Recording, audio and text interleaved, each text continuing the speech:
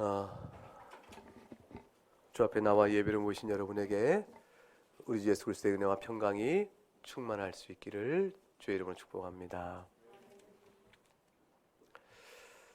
주님께서 오늘 주신 본문의 내용은 크게 이제 두 가지를 교훈하는 것입니다.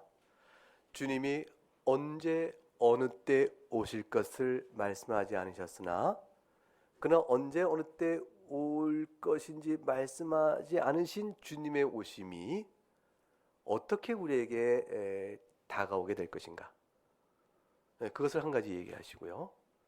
또 하나는 그때를 어떻게 준비해야, 어떤 모양으로 그때의 오심을 준비해야 될 것인가. 이 두 가지가 이제 오늘 본문의 교훈입니다. 첫째, 주님 자신이 언제 어느 때 오실 것인지를 구체적이고 분명히 말씀하지 않으셨기 때문에 그것은 마치 도적같이 오는 것 같다, 이렇게 말씀하십니다. 도둑같이 온다는 것은 갑자기 온다는 것이죠. 예상치 못할 때 당하는 일처럼 온다는 것입니다. 충분한 징조를 보고 때를 분별하라고 하셨지만 때의 분별이 곧 지금이다, 내일이다, 이렇게 알 수 있게끔 되는 징조는 아니라는 것입니다. 징조는 반드시 오신다는 것이 틀림없다라는 확실성은 더해주지만 정작 오시는 실제 사건의 때를 말씀해 주지는 않는 것이죠. 도적같이 온다는 말씀의 이 주님의 교훈은 사실 사도 바울이 데살로니가 전서에서 이미 자세히 풀어놨습니다. 그 말씀이 오늘 주님의 교훈을 우리에게 깨닫도록 이끌어줍니다. 데살로니가 전서 5장을 열어보겠습니다. 332쪽 데살로니가 전서 5장을 열어보면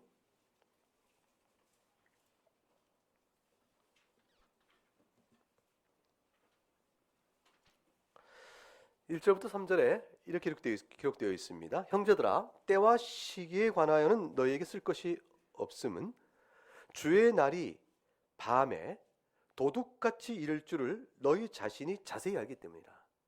이미 알고 있지 않은가? 도둑같이 이룰 것이라. 자, 그래서 평안하다, 안전하다 할 그때에 긴장을 풀고 평안하다, 안전하다, 아니 오지 않으실 거야, 뭐 그럴 일이 있겠어? 이렇게 생각하고 지난주에 살핀 주의 말씀에 의하면 노아의 때와 같이죠. 노아의 때와 같이 일상생활에 그냥 젖어 있고 오지 않을 거야 할 그때에 마치 그러나 임신한 여자에게 해산의 고통이 딱 이름과 같이 징조는 있어요. 어느 때쯤 오시겠구나, 징조는 있잖아.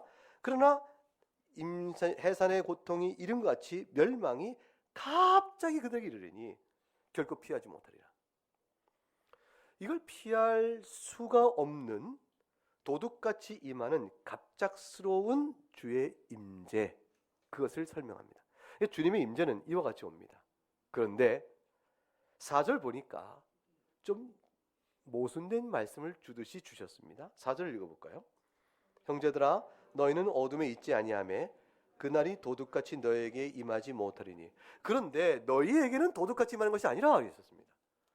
아니, 도둑같이 온다고 말씀하셨는데 우리에게는 또 도둑같이 임하지 아니하니 두 종류의 사람이 있다는 걸 알 수 있죠. 주님이 재림하실 때에 어떤 이에게는 도둑같이 와서 갑작스럽게 당하는 일이 될 것이지만 어떤 이에게는 도둑같이 임하는 것이 아니라는 말씀은 당하지 아니한다, 그 말입니다. 준비된 상태로 맞이할 것이라, 그렇게 되어집니다. 이거는 사실 굉장히 심오한 영적 이치가 아니고 자연적인 일상생활 속에서 우리가 늘 아는 것이에요. 유비무환, 준비를 잘 갖추고 있으면 환난 때에 대비해서 환난을 막을 수 있다는 뜻 아니겠어요? 전쟁도 늘 대비하고 있으면 전쟁이 나도 잘 대비하여 큰 어려움을 피할 수 있는 것처럼, 아이들 얘기했지만 시험 공부를 평소에 꾸준히 해놓은 사람은 시험 때에 갑작스러운 시험도 괜찮죠. 소위 이제 퀴즈, 갑작스럽게 보는 퀴즈가 있단 말이에요. 이건 괜찮다, 그 말이죠. 오히려 그런 기회가 있을수록 기쁜 것이죠. 잘 준비된 자신이 다른 사람과 비교하여 드러날 터이니까 좋은 기회가 되어지겠죠. 주님께서는 지금 이렇게 말씀하십니다. 평소에 너희는 도적같이 주의 날이 임하지 않을 것인 까닭이 뭐냐? 그것은 4절에 너희가 어둠에 있지 않기 때문이라 그렇게 설명하셨습니다. 어둠에 있지 않다는 말이 도대체 무엇일까요? 그것은 어둠 속에 있으면 캄캄해서 분별을 못합니다. 나갈 길이 뭔지, 멈춰야 할지, 돌아서야 할지 등등 분별을 못하는데 낮에 속하면 길이 훤히 보입니다. 산길도 낮에 가면 길이 넓은데 어둠 내리고 내려온 산길은 길이 없어지도 좁아요. 그게 이상해요. 똑같은 길인데 길이 좁게 느껴집니다. 시야가 가려지는 것이죠. 오도 길을 못 찾는 자가 아니요 너희는 길을 안다. 진리 가운데 있음을 뜻합니다. 낮에 속했다는 말은 그것은 진리 가운데 속해 있음을 뜻하는데 5절 보니까 다 너희가 빛의 아들이요 낮의 아들이라 어둠에 속하지 아니하였다. 그러므로 해서 이와 같은 자들이 하나님의 진리 가운데 주의 백성으로 서 있다는 사실을 우리에게 암시합니다. 7절부터 10절 가게 되어지면 낮에 속한 자가 어떤 자인지 그 성질을 우리에게 이렇게 말해줍니다. 7절부터 한번 10절까지 읽어보겠습니다. 자는 자들은 밤에 자고 취하는 자들은 밤에 취하되 우리는 낮에 속하였으니 정신을 차리고 믿음과 사랑의 호심경을 붙이고 구원의 소망의 투구를 쓰자. 하나님이 우리를 세우심은 노하심에 이르게 하심이 아니요 오직 우리 주 예수 그리스도로 말미암아 구원을 받게 하심이라. 예수께서 우리를 위하여 죽으사 우리로 하여금 깨어있든지 자든지 자유가 함께 살게 하려 하셨느니라. 예수 그리스도 안에 있는 사람들, 그래서 도둑같이 결코 주 안에 임하지 못할 사람들은 낮에 속한 자인데 그런 자들은 특징이 나옵니다. 믿음과 사랑의 호심경을 가진 자입니다. 이 호심경이라는 건 심장을 지키는 방패와 같은 거잖아요. 몸에 붙여 입죠. 단단해서 칼이 들어도 탁 자기를 지켜줍니다. 믿음과 사랑으로 자신의 생명을 보존하고 머리엔 투구를 쓰되 구원의 소망입니다. 구원의 소망은 바라는 것이 항상 있음을 생각하는 것이죠. 바람의 소망이 무엇일까요? 하늘의 본향, 하나님 나라, 주가 다시 오실 때 이루실 그 영광, 그것을 늘 머리에 생각하는 사람입니다. 그 사람은 생각이 항상 소망과 관련되어 있는 것이죠. 오늘 이 땅에 바라는 것이 무엇일까? 그날을 바라기 때문에 오늘 내가 이렇게 한다 설명할 수 있는 사람이에요. 목적이 주의 나라에 있기 때문에 오늘 살아가는 자기 인생을 설명합니다. 내가 하나님 나라를 뵐 건데 그 날에 들어갈 터인데 주를 다시 배울 텐데 이렇게 살면 되겠나? 항상 그 의식 속에 있는 사람입니다. 그렇기 때문에 허망한 생각이 그 머릿속에 들어오거나 헛된 가치가 머릿속에 들어와서 그 삶을 어지럽히지 않는 사람이죠. 소망을 머리에 두고 있는 사람은 그것이 투구 썼다는 것은 자기를 지키고 보호해 주는 것이에요. 그러니까 하나님 나라를 생각하는 사람은 아주 든든하게 보호를 받고 그런 사람일수록 그 마음판에 믿음과 사랑의 열매의 풍성함이 드러나 결국 자기 전체 신앙 인격이 보존을 받습니다. 주의 나라 이를 때까지 그렇게 받게 되어지는 것이죠. 이 소망 자체가 우리를 보호해 준다는 역할은 아주 중요합니다. 뿐만 아니라 용기를 북돋워주는데 사실은 우리가 알잖아요. 마지막 날이 되면 둘로 쫙 나뉘는 거잖아요. 계시록 21장 8절에 나와 있는 것처럼 보세요. 영원한 불과 유황불과 유황이 타는 불못에 던질 자들이 있어요. 이 둘째 사망, 영원한 사망, 다시 회복이 불가능한 그 영원한 사망에 들어갈 자가 누군가? 이러한 자들에게 소망이 있을까 생각해 보세요. 그들은 어떤 자냐면 세상이 무서워서 하나님을 두려워하지 않는 사람들, 흉악한 사람들, 살인한 사람들, 영혼도 멸하게 할 자를 두려워하지 않고 육신에 매달려 사는 사람들이죠. 음행하는 사람들, 점술가들, 우상숭배들, 거짓말하는 사람들, 이런 모든 자들은 불과 유황으로 타는 못에 던져진다고 그랬어요. 여기에 속한 사람들이 구원의 소망을 투구로 쓸 수가 없는 것이죠. 결국 구원의 소망을 투구로 쓴다는 것은 이들과 완전히 구분되어진 그리스도 안에 속한 자로 살아가는 경건한 자가 바라는 소망입니다. 그런 자에게는 평생 걸어간 신앙길 속에 보호하심이 있습니다. 그 보호하심 가운데 있는 자들이 바로 낮에 속한 자들입니다. 하나님께서 자기 백성을 끝까지 붙드실 때 우리에게 구원의 소망을 마음속에 심겨주고 믿음에 따라 사랑의 열매를 풍성히 맺는 형태 속에서 우리를 끝까지 이끌어 가시는 것이에요. 그러니까 넉넉고 긴장하지 않고 소망이 하늘나라에 있는 것 같지 않은 사람, 주 다시 배울 날에 대해서 아무 신경 안 쓰고 사는 사람, 이 땅에 사는 하나님 믿지 않는 사람과 똑같은 가치와 인생의 목적을 사는 사람, 그렇게 살다가 나중에 죽으면 천국까지 그렇게 생각하는 사람, 그렇게는 연결이 안 된다는 것이죠. 우리의 신앙의 오늘의 신앙생활과 내일에 있을 주 안에 살아가는 모든 주의 나라에 이르는 일들은요, 이 땅에서 이미 주 안에 있었고 주 안에 있고 이 땅에서 주의 나라를 누려야 그 일이 이루어지는 것이에요. 그러니까 이 땅에 살 때는 세상과 똑같고 죽은 다음에 너는 없고 나는 예수 믿었으니 천국 가고, 이런 식의 개념은 본래부터 있지 않은 것이고 성도를 끝까지 붙드시는 하나님의 인도함에 합당한 내용이 아닙니다. 도둑같이 오지 않습니다. 이러한 사람들에게는 주의 날이 깨어있기 때문이죠. 깨어있다는 게 무엇일까? 그건 어떤 것일까? 데살로니가전서 5장 11절 보니까 이렇게 되어 있습니다. 읽어볼까요? 그러므로 피차 권면하고 서로 덕을 세우기를 너희가 하는 것 같이 하라. 이런 자가 깨어있는 겁니다. 깨어있다는 것은 심각한 특별한 어떤 종교적 행위를 뜻하는 것이 아니에요. 우리가 하는 종교적 행위는 예배 가운데 모여서 교회로 하나님께 예배하고 말씀하고 기도하는 이 일들, 공동체적 종교 활동이 있고, 그 다음에 개개인이 신자로 살아가는 개인 경건 활동이 있습니다. 근데 개인 경건 활동은 여러분 맥주인 성경 읽고 여러분들 개인적 기도하고 찬송도 입에 담잖아요. 그런 모든 것들이 생활 속에서 드러나면서 깨어있는 자의 모습이 드러나요. 이 개인 경건이나 공동체적 경건 생활과 개인의 일반 생활 영역이 분리되어지면 절대로 깨어있는 게 아닙니다. 주님은 그 깨어있는 걸 인정하지 않아요. 그걸 외식하는 것이라 이렇게 얘기해요. 믿음의 고백과 실제 삶의 내용이 연결이 안 되고 있으니까 하나님 나라의 소망을 두고 사는 사람 같지 않은 것이죠. 그래서 사실은 깨어있다는 것은 일상 모든 영역을 얘기합니다. 예배로 모여있는 순간만 깨어있는 것이 아니고 생활 전 영역 속에 살아가는 걸 보고 이 사람 깨어있는 것이구나 이렇게 알 수 있어요. 가정생활이 방탕합니다. 깨어있는 자가 아니죠. 직장생활 속에 방탕하고 방자하고 거짓과 나태로 살아갑니다. 깨어있는 것이 아닙니다. 모든 생활 모습 속에서 근신하며 정직하며 주님을 생각하고 살아가는 삶의 반듯한 모습 속에서 이 사람 깨어있구나 하는 것이 드러나고 있는 겁니다. 그래서 교회 생활 같으면 피차 권면하고 덕을 세워가는 것입니다. 굉장히 어려운 일이죠. 왜냐하면 우리 본성을 좀 거슬려야 되는 것이에요. 서로 사랑으로 격려하고, 권면은 정죄가 아닙니다. 덕을 세워하는 것이니까. 덕을 세우는 다른 사람의 부족과 약점을 덮어주면서 세워가는 일은, 덕을 세운다는 말은 사랑이니까 정죄와 비판과 비방이 아니고 위하여 사랑하며 덮어주며 세워가는 일을 의미합니다.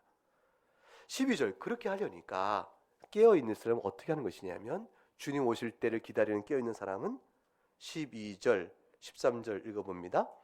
형제들아 우리가 너희에게 구하노니 너희 가운데서 수고하고 주 안에서 너희를 다스리며 권하는 자들을 너희가 알고 그들의 역사로 말미암아 사랑 안에서 가장 귀히 여기며 너희끼리 화목하라. 그래서 뭐냐면 교회 질서 안에 들어와 교회 안에서 말씀의 공급을 충분하게 받아야 합니다. 그것이 깨어있는 것 중에 하나예요. 그게 뭐냐면 너희 가운데 수고하고, 이 교회를 의미합니다. 교회 안에서 봉사하고 주 안에서 너희를 다스리며 권하는 자들, 목사와 당회를 의미하죠. 당회를 통해서 영적으로 감독을 받고 권하는 자들, 말씀을 가르치는 자들 너희가 잘 알고 그들의 역사, 그들의 수고와 행위로 말미암아 사랑 안에서 서로 가장 귀히 여기며 그리하여 너희끼리 화목하라 그랬습니다. 교회 질서 안에서 하나님 주님께서 교회를 세우신 의미를 잘 생각하여 말씀의 공급과 사랑의 훈련을 철저히 받으라. 그게 깨어있음의 중요한 내용이에요. 우리가 마지막 때에 이를 때까지 그 누구라도 혼자서 주에 오실 때를 잘 감당할 만큼 믿음의 성숙자, 그런 자는 없습니다. 주님 우리 성정을 잘 하시고 떠나실 때 교회를 세우신 거예요. 무엇을 통하여? 구약교회를 세우신 것처럼 주님 승천하시고 성령을 강림 사건을 통해서 사도를 통해 교회를 세우시고 사도들과 선지자의 터 위에 교회를 세워주신 것이죠. 왜 그래요? 주 다시 오실 때까지 우리가 온전히 서갈 수 있도록 하기 위한 것입니다. 그래서 그렇게 교회 안에서 질서 가운데 영적인 공급과 사랑과 존경으로 대하며 14절 또 읽어봅니다. 또 형제들아 너희를 권면하느니 게으른 자를 권계하고 마음 약한 자를 격려하고 힘이 없는 자를 붙들어주며 모든 사람에게 오래 참으라 그랬습니다. 이걸 반대로 한번 해석해 볼까요? 너희를 권면하니 게으른 자를 비방하고 마음 약한 자를 조롱하고 힘 없는 자를 업수히 여기며 모든 사람 앞에 성급히 대하라. 말이 안 되죠. 이 반대의 적용점입니다. 이 적용점은 우리의 본성에 어긋납니다. 성령 안에서 행해야 될 일입니다. 그래서 15절 악을 악으로 갚지 말라고 했어요. 그러니 이런 일들을 우리 안에 이루어지는 것이 주의 다시 오심을 깨어 있는 것이요 낮에 속한 자여 주의 오심이 도둑같이 오지 않는 자의 신앙과 삶의 모습일진데 그 유명한 말씀 데살로니가서 5장 16절 이하부터 거기 나오죠. 읽어봅니다. 항상 기뻐하라 쉬지 말고 기도하라 범사에 감사하라 이것이 그리스도 예수 안에서 너희를 향하신 하나님의 뜻이니라. 성령을 소멸하지 말며 예언을 멸시하지 말며 범사에 헤아려 좋은 것을 취하고 악은 어떤 모양이라도 버리라 그랬어요. 항상 기뻐하라 했어요. 슬픈 일이 있음을 부정하는 것이 아니고 주 안에서 항상 기쁨 연습, 내가 주 안에서 하나님의 자녀 살아오는 인생의 천천히 붙드시는 그 그리스도의 소망을 두면서 과도한 슬픔에 신앙을 떠난 어리석은 자가 되지 말라는 뜻이에요. 무슨 말씀이냐면 예수 안에 있는 사람에게는요 어떤 인생의 슬픔도 그리스도 안에 있음으로 주어진 기쁨보다 능가할 수가 없다는 것이에요. 너무 슬퍼서 주 안에 주시는 구원의 행복과 영생의 기쁨을 다 잊어버린 자요? 그게 아무리 기뻐도 내 슬픔을 당할 수 있어? 예수 믿고 영생 그게 아무리 즐겁고 기쁜 것이야 나도 알아. 하지만 이 슬픔을 그것은 갚을 길이 없어. 난 너무너무 크게 슬퍼. 이렇게 하여 절망과 한숨 가운데 살아가 너부러지는 자가 되서는 안 된다 그 말입니다. 어떤 인생의 슬픔도 어떤 상실도 주님이 그것을 아시고 이 땅에 오신 것이 우리의 슬픔과 눈물을 닦아주려 이 땅에 오신 거예요. 그래서 계시록에 보게 되면 그때는 아픈 것이나 눈물이나 사망이나 곡하는 것이 다 없다 그러셨잖아요. 예수 안에서 답이 주어지고 있어요. 여러분 인생 살면서 깨어있는 것, 주님을 만나길 준비하는 사람은 바로 이런 부분이 생활 속에서 생각해 보세요. 우리가 슬플 일이 얼마나 많아요. 속상한 일도 얼마나 많아요. 결핍이라는 고통, 더 이랬으면 좋겠는데 그렇지 못한 거로 인한 너무 속상함, 이런 일들이 참 많이 있죠. 그 모든 일 속에서 여러분 개개인별로 적용은 다를 것이에요. 그러나 다 있을 겁니다. 여러분의 인생을 부딪히게 만들고 힘들게 만들고 행복지 않게 만들 겁니다. 근데 그것이 여러분의 정서의 지배적인 요소가 되지 않도록 하라는 것이에요. 주님을 생각하는 겁니다. 인생 힘들구나. 인생 참 힘들어. 그걸로 끝나는 거지. 그럼 돼요. 그 정도까지 멈추면 되는 거지. 쉽지 않네. 내 뜻도 되지 않네. 그러나 예수 안에 있으면 결국은 인생은 답을 주시는 거 아닌가. 세상의 성공이 유일하게 목표이면 그 목표에 향하는데 지장이 되거나 장애되는 일을 겪게 되어지면 자기 생각에 그 일을 이루지 못할 것 생각되어지면 그때부터 뭐야 슬픔과 좌절해. 속상함이 생겨요. 1등 해야 되는데 30등을 하네. 그럼 좌절이 되고 속상하고 막 속이 뒤집어지죠. 왜 그러냐고. 30등 인생도 잘 살아요. 다시 말하면 잘할 수 있도록 성실하며 주 안에 있는 것이 중요해요. 어떻게 살아가느냐 견뎌보는 것이에요. 속상함은 말할 수 없이 클 수 있지만 그것을 넘어서는 주의 인도하심을 늘 생각하고 항상 기뻐하는 겁니다.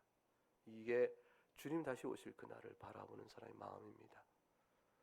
마치 지금 정한 어떤 그거 하나 때문에 인생이 죽고 사는 거냐 매달리지 말라는 겁니다.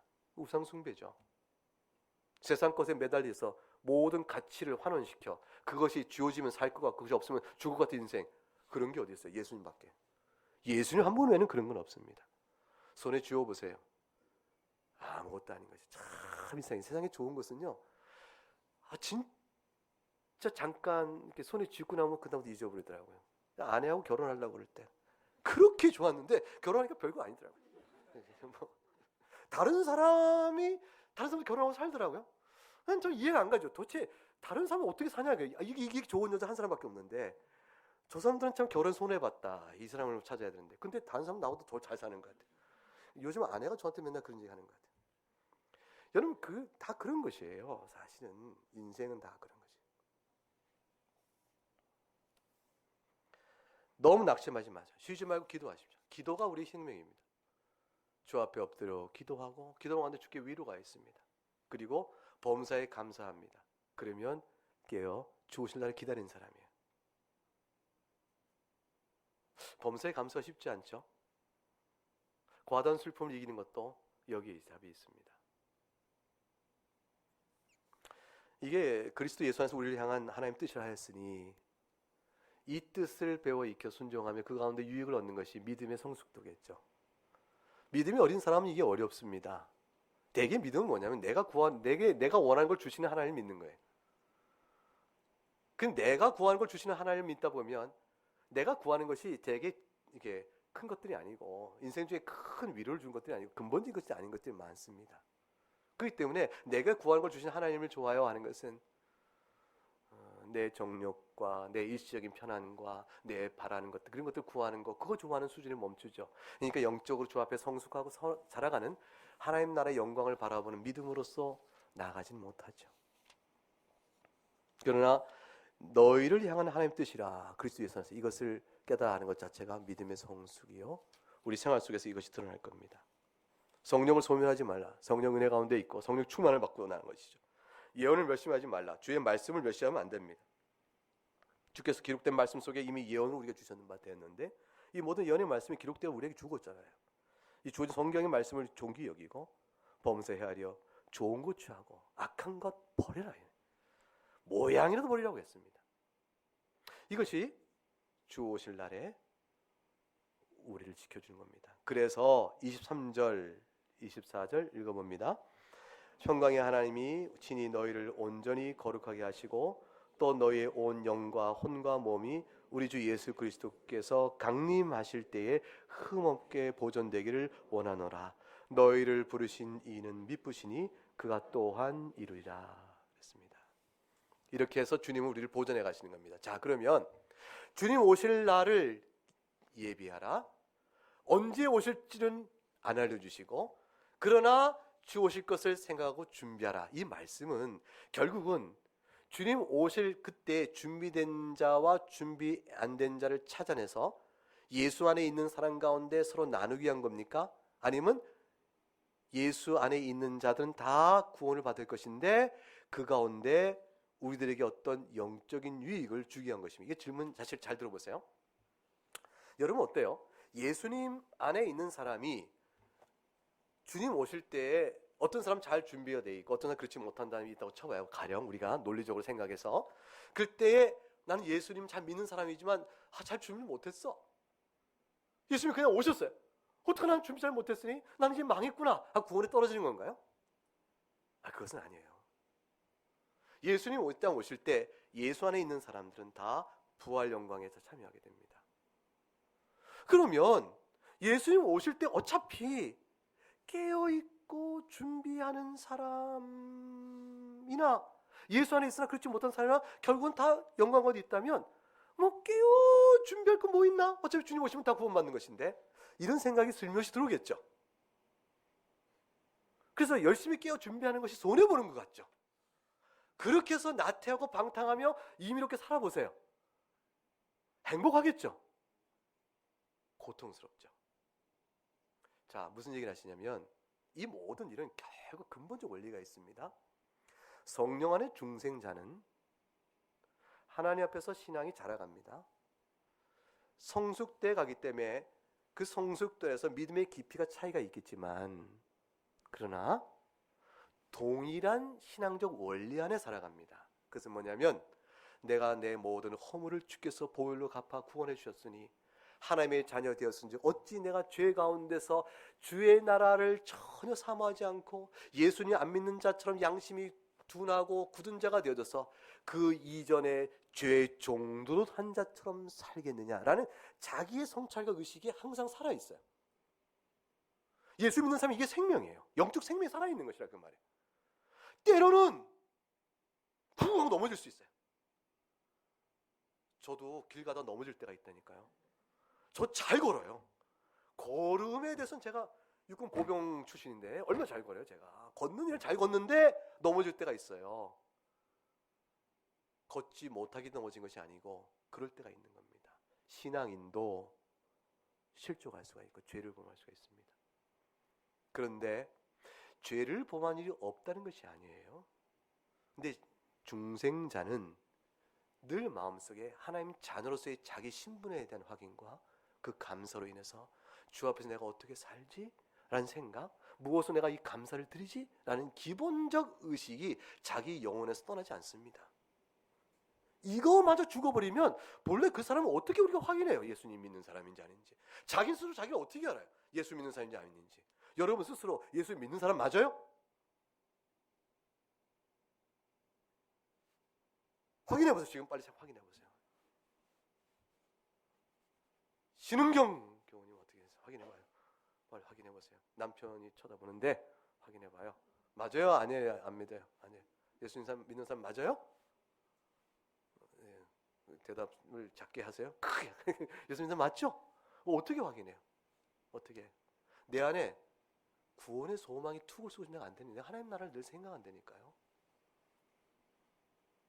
주님을 늘 잊지 않아요. 내가 마음속에. 성정이 아직도 부드럽지 못해서 뭐 이럴 때라도 아이고 또 나는 왜 이러냐 이러면서 또 한번 생각하는 거예요. 우리는 말씀 앞에 같이 엎드려요. 눈물도 같이 있고 같이 기쁨도 있어요. 예수님 복음 들으면 같이 기뻐요. 그 다른 사람이 예수 믿는다면 왜 좋은지 모르겠어요. 밥 사주고 싶어. 그 사람 잘 믿는 내가 왜 밥 사주고 싶어. 막 이런 마음이 왜 들어요. 이게 우리 안에 있는 그 성정이 지워지질 않아요. 그래서 한마디로 말하면 예수 믿는 사람은 다 준비하는 사람이에요. 준비 안 하는 예수 믿는 사람은 단 명도 없어요. 한 명도 있을 수가 없어요. 예수 믿는 사람은 다 준비하는 사람이에요. 근데 주님이 뭘 걱정해서 자꾸 준비하라, 뭐 깨어있으라, 뭐 이렇게 얘기하실까요? 주님 왜 그 걱정을 그런 사람 있을까봐 걱정이 하시는 말씀 아니에요? 아니 다 준비하는 게 맞다면 굳이 이런 말씀 뭐하러 주세요? 그냥 뭐하러 주실까요? 오늘 주 오실 때까지 살아가는 우리들의 신앙을 위해 주시는 것이에요. 예수 믿는 사람은 중생자여 생명을 받았기 때문에 다 준비해 살아가는데 그런 우리들에게 계속 일깨워 오늘도 주님 오실래나 복되게 살고 내일 되면 주님 또 오늘도 오실래나 또 복되게 살고 또 내일 오실지 모르니까 오늘 이렇게 살면 안 되겠네 생각도 복되게 살고 이렇게 살아가는 거예요. 그래서 주님이 한평생 우리 영혼을 몸과 영혼을 끝까지 붙드시는 거예요. 우리를 위해 말씀하심이지 주님께서 우리를 그때 와서 그때서 비로소 분별하려고 보자 어떻게 살았나 보자 그때서 분별하려고 그렇게 하시는 것이 아닙니다. 은혜를 주시고 은혜의 역사 우리 가운데 더 풍성히 드러나도록 깨어있으라. 내가 도둑같이 너에게 임하는 것이 아니다. 너희는 낮에 속하지 않았느냐. 그렇게 말씀하시는 거죠. 베드로 후서를 보겠습니다. 베드로 후서 3장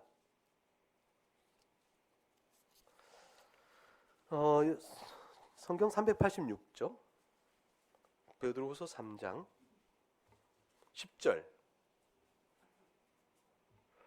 그러나 주의 날이 도둑같이 오리니 그랬습니다. 그 날에는 하늘이 큰 소리로 떠나가고 물질이 뜨거운 불에 풀어지고 그 땅과 그 중에 있는 모든 일이 드러나리로다. 이 모든 것이 풀어지리니 같이 읽어요. 너희가 어떠한 사람이 되어야 마땅하냐. 거룩한 행실과 경건함으로 하나님의 날이 임하기를 바라보고 간절히 사모하라. 그날에 하늘이 불에 타서 풀어지고 물질이 뜨거운 물에 녹아지려니와 우리는 그의 약속대로 의가 있는 곳인 새하늘과 새 땅을 바라보도다. 그의 약속대로 의가 있는 곳인 새하늘과 새 땅을 바라보는 것, 구원의 소망에 투구를 쓰는 것이죠. 하나님의 날이 임하기를 간절히 사모하는 것, 내 마음에 뜨거움을 갖고 사모하는 것이. 그렇게 되면 11절 어떤 적용점이 오늘 신앙생활에 이루어질까요? 어떤 적용점이? 어떤 사람이 되어야 마땅하냐? 거룩한 행실이요 경건함이에요. 거룩한 행실과 경건함 이루어 하나님 나라 가는 것이 아니고 그 나라를 소망하는 사람으로 우리가 이루어지는 것이에요. 죄와 싸워가는 믿음의 거룩한 행실과 경건함이 우리 안에 좀 더 원숙히 이루어져서 영적인 행복을 누릴 수 있도록 하기 위함이죠. 이와 같은 일들이 구체적 일상 속에서 어떻게 드러나면 좋을런지 주님께서 오늘 마태복음 24장 본문에서 아주 쉬운 비유를 하나 들어주셨어요. 다시 본문 들어올까요? 마태복음 24장 45절부터 보게 되면 충성되고 지혜 있는 종이 되어 그러셨어요. 주인에게 그 집사람을 맡아다 때를 따라 양식을 나눌 자가 누구냐 그랬습니다. 충성되고 지혜 있는 종이 나옵니다. 주인이 어디 먼 길을 떠납니다. 46절이니까 주인이 올 때 그랬으니까 맡기고 떠난 거죠. 근데 무슨 일을 맡겼어요? 책임이 뭡니까? 주인에게 속한 집사람들에게 때를 따라 양식을 나눠줘서 주인에게 속한 모든 사람들이 잘 지낼 수 있도록 돌보라라는 책임을 맡겼습니다. 자, 그럼 여기서 주인은 그리스도라고 말한다면 이 집은 뭘까요? 교회라고 볼 수 있겠죠. 그 많은 주석가들이 1차적인 해석의 적용을 주인은 그리스도요, 집은 교회요, 그리고 여기 집에 속한 사람들 다 누굴까요? 교인들이죠. 그럼 그 교인들에게 양식을 때에 따라 잘 나눠줄 책임을 맡은 이 종은 누굴까요? 이 목사다. 이렇게 해서 목사다. 사실 그 해석이 1차적인 해석이에요. 주의 제자들 가운데 말씀을 맡아서 주의 세우신 교회에 말씀을 나눠 그들이 잘 있도록 책임을 맡은 사람들. 그런 사람들이 1차적이에요. 그러니까 그렇게 설명하니까 이제 교인, 목사가 아닌 교인들은 되게 마음을 놓는 거예요. 뭐, 우리는 적용 없네. 목사님 잘하세요. 이렇게 이제 생각하고 그러는데, 근데 그 1차적 해석이고 넓게 보게 되면 모두가 해당돼요. 왜냐하면 교인은요, 서로 지치가 되어 연합해 세워가는 것이기 때문에. 책임 없는 교인은 아무도 없어요. 교회의 교인으로서 나는 아무 상관없이 난 책임이 없다는 교인 손 들어보세요. 아무도 안 되잖아. 손을 아무도 안 되잖아요. 다 우리가 책임이 있어요. 일정 부분. 왜냐하면 은사가 다르고 직임이 다르고 각각 봉사의 나눔이 서로 있어야 되며 그렇기 때문에 다 책임이 있어요. 그런 의미에서 보게 되면 결국 이 얘기죠. 이 얘기는 목사는 목사요, 교인은 교인 다 마찬가지 똑같이 우리 모두가 그리스도에 속한 자로서 주 오실 때까지 한 교회를 이루며 각기 주님께로 받은 은사를 다하여 책임을 다할 자기의 역할이 있다. 그 일을 하면서 주님 오실 때를 기다리고 있는 것이다. 그것이 바로 주 오실 때 깨어 기다리며 준비하는 사람의 내용입니다. 내용. 신앙생활의 내용인 것이에요. 자, 그러면 보세요. 착하고 충성되고 지혜 있는 종이 있네요. 그런 사람은 47절 모든 소유를 그에게 또 맡긴다고 말씀하셨어요. 그런데 48절이니까 또 다른 종이 있어요. 어떤 종인가요? 악한 종이에요. 악한 종. 악한 종은 48, 49절 읽어보죠. 만일 그 악한 종이 마음에 생각하기를 주인이 더디에 오리라 하여 동료들 때리며 술 친구들과 더불어 먹고 마시게 되면 이런 종이 있어요. 이런 종이 있을 수 있을까요?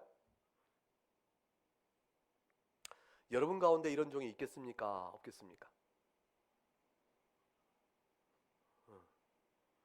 김혜경 교원님 없다고 그랬습니다. 여기 있을까요? 없을까요? 자신이 없어요.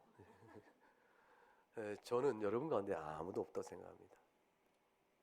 왜냐하면 이 악한 종은 누구냐면 51절 어미 때리고 외식하는 자가 받을 형벌에 처한다 그랬어요. 외식하는 자이기 때문에 그렇습니다. 자, 무슨 얘기일까요? 주인이 집을 떠나면서 자기 집의 모든 식구들에게 때를 따라 양식을 나눠줄 일, 이 중요한 일을 누구에게 맡깁니다. 그 종에 맡긴 그 종은 게으르고 나태하고 악하며 방탕할 것을 그런 종을 찾아다가 일을 맡긴다. OX X죠. 그 주인이 그 일을 맡길 때는 그 종이 주인의 눈에 어떻게 보였을까요? 지혜롭고 착하고 충성될 것으로 보였겠죠. 그래서 맡긴 거예요. 주님, 제가 그래 자네라면 믿을만하네 하고 맡겼는데 갔다가 돌아오니까 일이 어떻게 돼 있는 겁니까? 주인이 더디에 올 것이라 믿고 술 먹는 친구들 데리고 먹고 마시고 흥청방청 방탕하게 산 거죠. 에이, 주인이 간 날 내일은 절대 안 온다 걱정하지 마. 내일은 오늘 떠났는데 무슨 내일 오겠냐. 가만히 거기는 빨리 갔다 오도 열흘이야. 갔다가 주인이 가자마자 돌아오도 열흘이니까 9일 동안은 마음 편하게 먹세 마시세 하고 노는 거죠. 예상하는 거죠. 그런데 한 1년 전 주인이 안 와요. 그래서 1년 지나니까 오실 때가 됐는데 안 오신다. 그 다음부터 조금 긴장하고 살았어. 그 다음 달 1년 13개월 또 한 달 긴장 살았는데 2년째 됐는데 안 와. 야, 혹시 잊어버렸나 오는 걸? 이런 생각 드니까 마음에 조금 이렇게 긴장 풀고 그래도 좀 혹시 모르니까 또 이랬는데 한 5년쯤 안 오면 어떤 생각이 들까요? 죽었나? 10년쯤 되니까 죽었구만. 죽었나? 10년 내가 죽었구만. 안 오는 걸세. 지금까지 안 오면 죽은 거야. 마음 놓고 방탕함이 시작된 거죠. 확신한 거죠. 더디 오리라는 말은 사실은 충분히 설사 온데도 준비할 시간이 있을 것 같은 거예요. 주의 재림으로 인하여 벨날에 대한 의식이 없는 거죠. 신자라고 살면서 내 인생 짧은 인생 오늘이라도 부를지 모르는 인생인데 주님 벨날 생각을 안고 사는 사람이에요. 안고 사는 거죠. 여러분 우리가 죄를 짓잖아요. 죄 짓고 돌이켜 회개할 때까지 생명 주신 거 감사하셔야 됩니다. 죄를 온팡 져놓고 회개도 안 하고 아직도 마음이 완악해져서 이 죄가 졌사오니 이러고 있는데 그때 확 데려가시면 어떡할까요? 얼마나 부끄럽고 창피해. 주인이 더디 올 거라 하여 술취와 더불어 먹고 막 방탕한 자들. 이런 자는 예수님을 진정으로 믿는 사람에게는 애초부터 있을 수가 없는 자예요. 왜냐하면 외식하는 자이기 때문에. 따라서 여러분에게는 그런 분이 없을 것을 제가 믿는 것이죠. 여러분이 예수 믿는 것이 진정이면, 참으로 주님 믿으면 각각 신앙의 양태와 자연적 성정이 다르고 삶의 환경이 다르고 다 다르서 우리는 모양이 각각 다를 것이에요. 그에 불구하고 한 가지 우리를 일치시켜주는 주께서 주신 중생의 은혜가 분명히 있을 터인즉 우리는 외식하지는 않을 겁니다. 얼만큼 지혜롭고 얼만큼 충성됐는가의 차이는 있겠죠. 주님이 일상을 비교합니다. 그러면 구체적으로 다시 로마서 12장 한번 가볼까요? 우리 한번 적용해 보십시다. 우리가 어떻게 하면 좋을런지. 로마서 12장 3절부터 보면 우리 모두가 다 이 말씀 앞에 책 읽는 자임을 알 수가 있습니다. 3절 내게 주신 은혜로 말미암아 너희 각 사람이 말하노니 그 다음 읽어봅니다. 마땅히 생각할 그 이상의 생각을 품지 말고 오직 하나님께서 각 사람에게 나눠주신 믿음의 분량대로 지혜롭게 생각하라. 무슨 얘기일까요?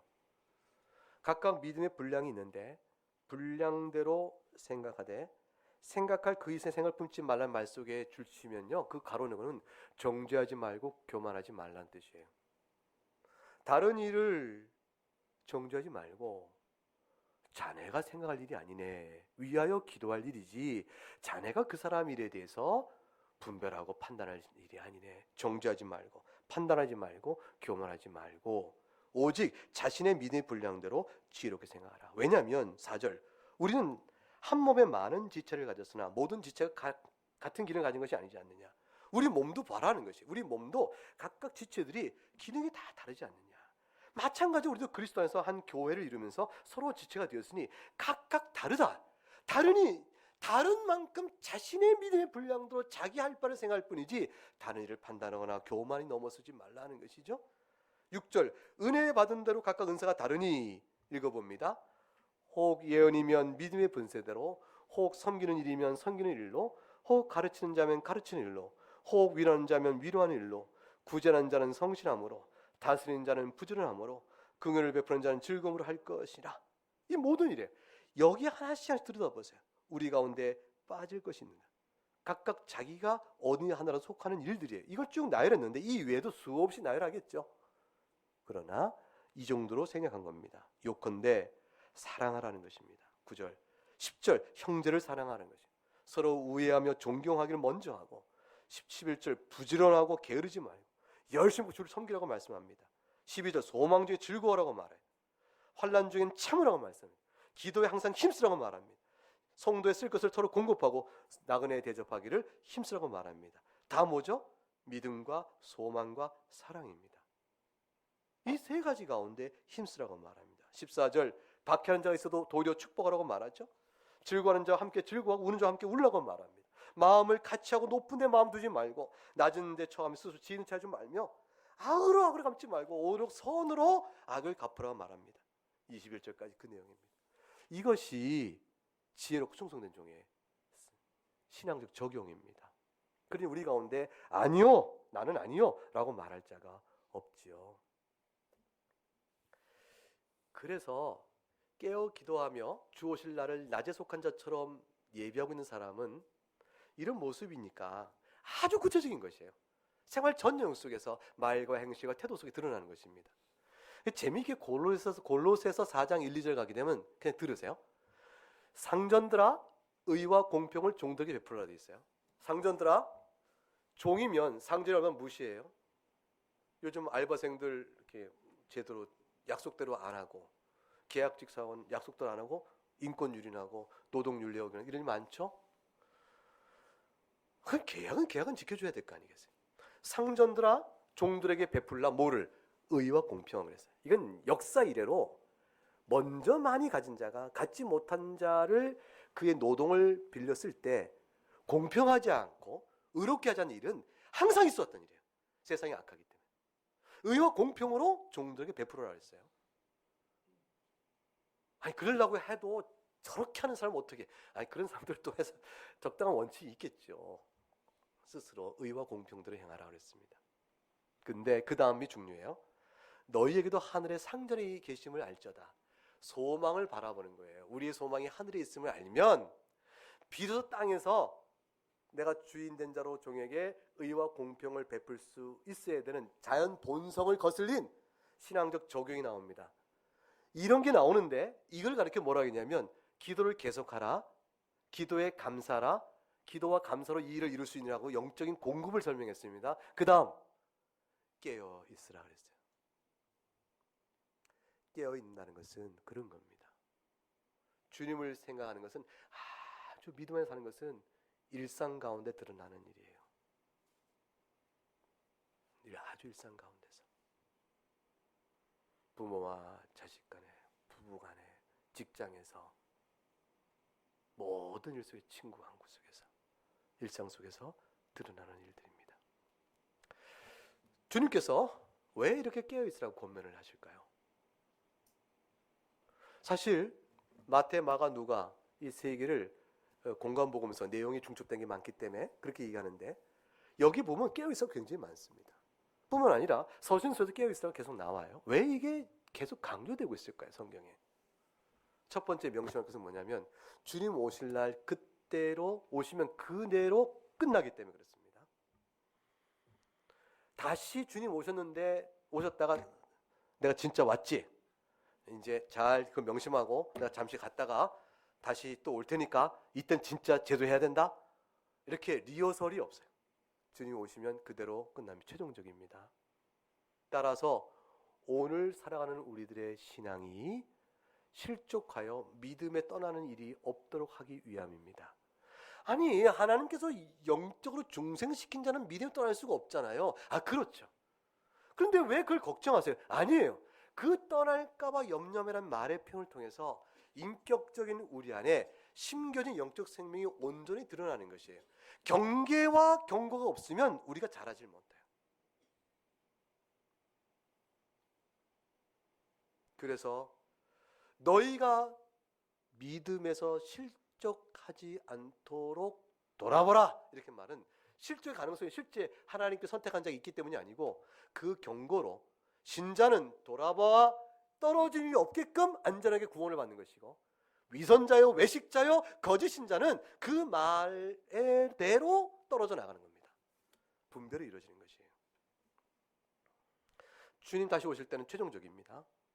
두 번째는 우리 심령이 본래적인 본성이 완악하고 게으르고 태만하며 무지하고 경박하기 때문에 주님께서 이런 권면의 말씀과 경책의 말씀 주지 않으면 우리는 여지없이 방자하고 거짓된 일로 그렇게 나가게 됩니다.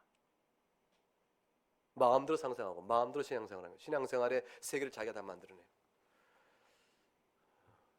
그래서 우리의 본성을 아시고 주께서 이 말씀을 깨어 기도라고 말씀하는 겁니다. 그러기 위해서 깨어 기도하라 하는 말씀 때문에 교회 소중함을 또 알게 하시는 겁니다. 우리가 어떻게 신앙생활을 해야 될지 말씀에 공급받아 그 말씀대로 또 양육을 받고 살아간 일의 소중성을 알고 그 교회 안에 질서를 세우는 게 참 중요하구나 이걸 또 알게 되는 겁니다. 그리하여 믿음과 인내로 신앙생활을 잘 감당할 수 붙드시는 겁니다. 첫째는 최종적이기 때문에, 두 번째는 우리의 심령이 완악하기 때문에, 셋째는 그래서 교회를 통해서 말씀의 지도와 양육을 잘 받도록 하기 위하며 교회 질서를 세우기 위하며, 네 번째는 그리하여 결국에 우리가 학교, 가정, 직장생활 모든 신앙생활, 재반 모든 삶의 영 속에서 믿음의 인내로 소망 중에 잘 감당할 수 있도록 하시기 위해서, 그래서 우리가 슬픔에 과도한 슬픔에 넘어지는 자들이 아니라 항상 기뻐하며 또 기도를 쉬지 않고 하면서 범사에 감사하는 자로 살아갈 수 있도록 하기 때문입니다. 예수님만이 우리의 자랑이요 예수님만이 우리의 참 그늘 되시고 쉼터하다는 사실을 알 수 있게끔 하시기 위함이죠. 그렇게 준비 다 시키셔서 이런 말씀을 권면하셔서 주님이 도적같이 오는 때에 우리에겐 도적같이 임하는 것이 아닌 것이 되어집니다. 주님 뵙는 거죠. 이 말씀이 여러분 모두에게 오늘 살아가는 신앙의 큰 위로요 힘이 될 수 있기를 주의 이름으로 축복합니다. 찬송하겠습니다.